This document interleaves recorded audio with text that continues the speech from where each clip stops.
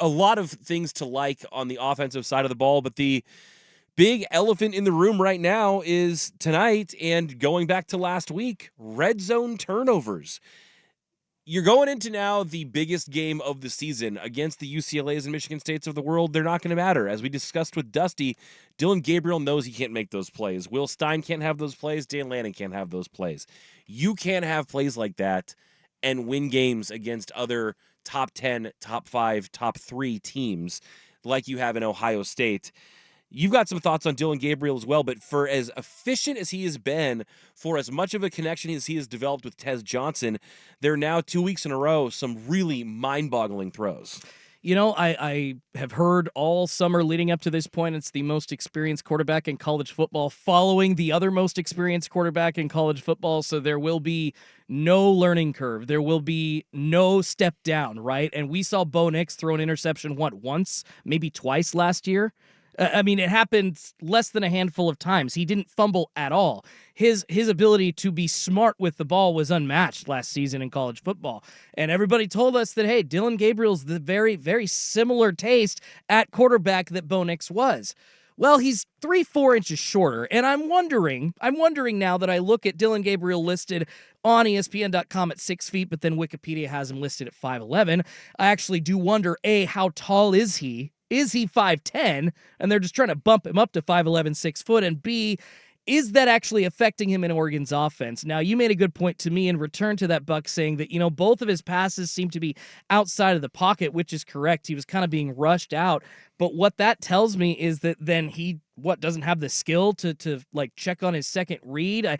I get it. Dusty made a great point. He got baited, I think, into that second interception, the first interception. But the second one, that was so telegraphed, and it was obvious where he was throwing the ball. And I thought that this 6-year veteran wasn't supposed to make these kinds of mistakes. I'm not trying to knock the guy. I get it. But we're talking about one of the top 10 teams in college football with a transfer quarterback that has 5 years under his belt that's going to be breaking Kellen Moore's all-time touchdown record this year, right? When you keep hearing these things about experience, it makes you wonder what is going into these mistakes. And I don't know if Will Stein isn't calling the right play for him, if he's not confident checking to his second read, if it's his height. I don't know what it is, Buck. Well, Dusty, I thought, made a good point.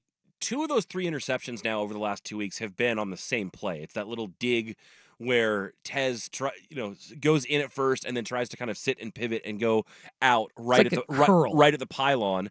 And he slipped against UCLA, and Gabriel threw it anyways. And today he stayed on his feet, but it looked like he was baited. So then my other issue is I guess it's both with Stein and with Gabriel. If that was the play that was like an Achilles heel last week, do you need to go back to the well on it again this week? And also, don't other teams know it's coming now? If Dusty says it's something that they love to do, if we saw him try to do it but misfire on it last week, it feels like one too many trips to the well. And so I'm not trying to slam Stein either. I'm not an X's and O's guy. I'm not a quarterback, a coordinator, but I am an armchair quarterback. That's what we have these positions and these microphones for. And so it seems like it's less about not being able to make the second read, because it just feels like those plays are designed kind of to go one place and one place only.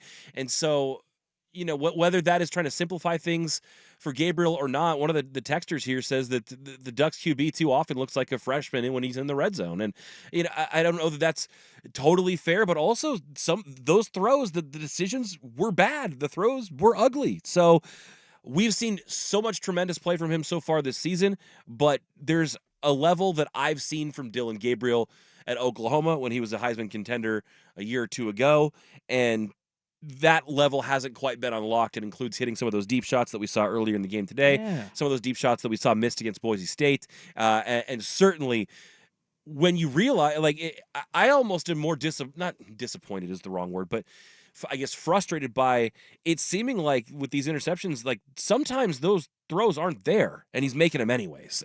And that scares me when you have a quarterback who might be forcing it. And I don't think that's what he wants. I don't think that's what Stein wants. I bet we see a very ball secure, conscious Dillon Gabriel against the Buckeyes. Well, one thing that Dusty did point out when we were just talking to him, and it's something that I think Jerry, I think it was Jorgie that pointed it out on the broadcast, is that his passes were just late. That Dillon Gabriel, on both of those interceptions, timing's a little bit behind. Yeah, made the decision about a second too late to throw the ball in there. But then we also saw him, not getting the ball out and getting sacked earlier in the season as well. Right. And we also heard leading up to this point was that Dillon Gabriel has not been what was it? Oh no. Here it is. Dillon Gabriel cannot be thrown a defense that he has not seen. That's what was being said basically, that Dillon Gabriel is so experienced that you can't throw a defense at him that he hasn't seen. Well, then why is he being baited into these things? If he's seen everything, does it not make sense that he shouldn't be baited? He should be looking for that on that curl for Tez and waiting that extra half second. So once again, I don't know if it's Oregon's scheme, if it's Will Stein calling these plays in the wrong spot, but there's just something, I would say, with his comfort level that's making him make these decisions. And maybe it's just because he's in a new school. I don't know.